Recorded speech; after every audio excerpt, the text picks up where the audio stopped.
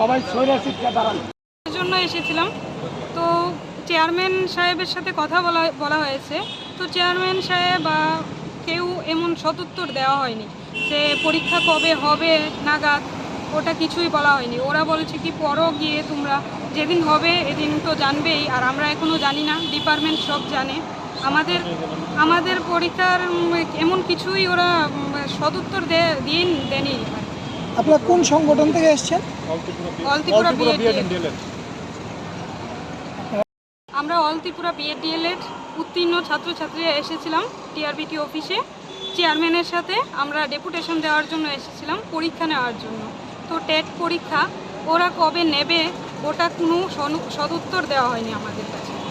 তো ওরা আমাদের বলেছে তোমরা গিয়ে পড়ো, কবে নেবে ওটা ডিপার্টমেন্ট জানে, আমরা জানি না। আমরা শুধু পরীক্ষা নেওয়ার আছে আমাদের, এটাই বলেছে, আর কিছু আমাদের বলেনি।